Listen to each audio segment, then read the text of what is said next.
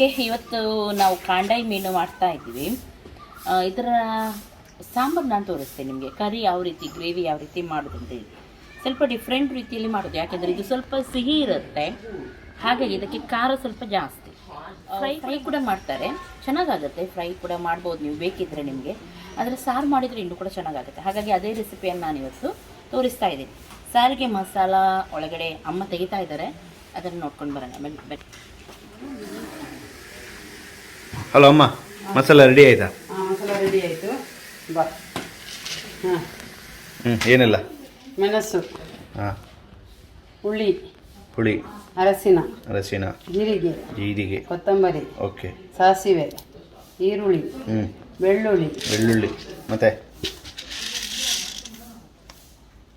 ಕಾಳುಮೆಣಸು, ತೆಂಗಿನಕಾಯಿ ಇಲ್ಲ. ಇದಕ್ಕೆ ಹಾಕ್ಬೇಕಂತ ಇಲ್ಲ, ಬೇಕಾದರೆ ಸಾರು ಸ್ವಲ್ಪ ಬೇಕಾದರೆ ಸ್ವಲ್ಪ ಹಾಕ್ಬಹುದು, ಹಾಕೋದಿಲ್ಲ ಸಹ ಒಳ್ಳೇದಾಗುತ್ತೆ. ತೆಂಗಿನಕಾಯಿ ಸ್ವಲ್ಪ.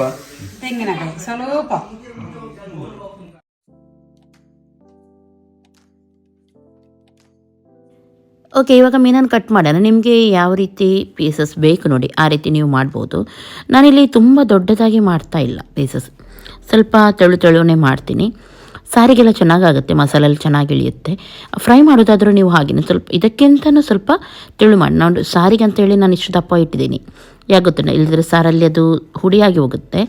ಹಾಗಾಗಿ ಒಮ್ಮೆಲೆ ನೀವು ಫ್ರೈ ಮಾಡೋದಾದರೆ ಇನ್ನೂ ಕೂಡ ಸ್ವಲ್ಪ ತೆಳು ಮಾಡಿ ಚೆನ್ನಾಗಾಗುತ್ತೆ. ಆವಾಗ ಕಡಕ್ಕಾಗಿ ಫ್ರೈ ಮಾಡಬಹುದು. ನಾನು ಹೇಳಿದ ಮಸಾಲ ಎಲ್ಲ ಸುಮಾರು ಸಲ ತೋರಿಸಿದ್ದೀನಿ ಫ್ರೈ ಯಾವ ರೀತಿ ಮಾಡೋದಂತೇಳಿ. ಆ ಮಸಾಲವನ್ನು ಹಾಕಿ ಫ್ರೈ ಮಾಡಿ ಚೆನ್ನಾಗಾಗುತ್ತೆ.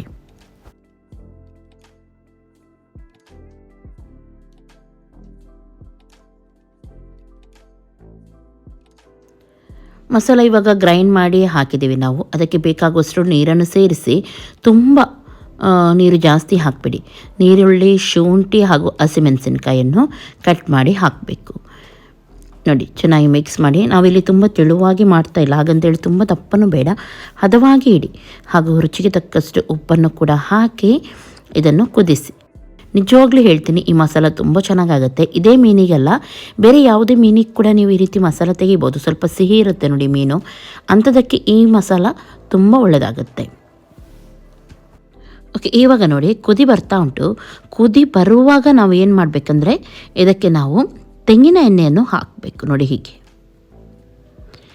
ತೆಂಗಿನ ಎಣ್ಣೆ ಒಂದು 2-3 ಟೇಬಲ್ ಸ್ಪೂನಷ್ಟು ಹಾಕಿ ಚೆನ್ನಾಗಾಗುತ್ತೆ. ಆಮೇಲೆ ನಾವು ಇದಕ್ಕೆ ಮೀನನ್ನು ಹಾಕಬೇಕು. ಓಕೆ, ಇವಾಗ ನಾವು ಮೀನನ್ನು ಇದಕ್ಕೆ ಹಾಕೋಣ. ಹಾಗೂ ಹಾಕಿದ ಮೇಲೆ ಚೆನ್ನಾಗಿ ಇದನ್ನು ಒಳ್ಳೆ ಕುದಿ ಬರುವವರೆಗೂ ಕುದಿಸಿ.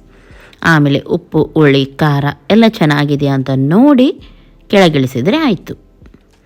ಓಕೆ, ಇವಾಗ ಮುಚ್ಚಿಡೋಣ, ಒಂದು ಕುದಿ ಬರಲಿ ಇದು. ಇವಾಗ ನೋಡಿ 4 ಸೈಡಿಂದಲೂ ಚೆನ್ನಾಗಿ ಕುದೀತಾ ಉಂಟು. ಮೆಲ್ಲನೆ ಒಮ್ಮೆಲೆ ಮೀನು ಯಾವುದಾದ್ರೂ ಮೇಲಿದೆ ಆದರೆ ಸರಿಯಾಗಿ ಅದನ್ನು ನೋಡಿ ಈ ರೀತಿ ಒಳಗಡೆ ಹಾಕಿಬಿಟ್ಟು ನೋಡಿ. ಇವಾಗ ಚೆನ್ನಾಗಿ ಕುದಿ ಬಂದಿದೆ, ಮೀನು ಇದು ಬೆಂದಿದೆ ಕರೆಕ್ಟಾಗಿ.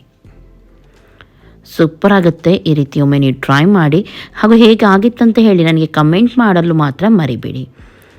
ನೋಡಿ, ಇವತ್ತಿನ ಈ ರೆಸಿಪಿ ಇಷ್ಟ ಆಯ್ತು ಅಂತಾದರೆ ಲೈಕ್ ಮಾಡಿ, ನಿಮ್ಮ ಫ್ರೆಂಡ್ಸ್ ಜೊತೆ ಶೇರ್ ಮಾಡಿ, ಸಬ್ಸ್ಕ್ರೈಬ್ ಮಾಡಿದವರು ಸಬ್ಸ್ಕ್ರೈಬ್ ಮಾಡಿ. ನಾಳೆ ಸಿಗ್ತೀನಿ. ಎಲ್ಲರಿಗೂ ಟೇಕ್ ಕೇರ್, ಬಾಯ್ ಬಾಯ್.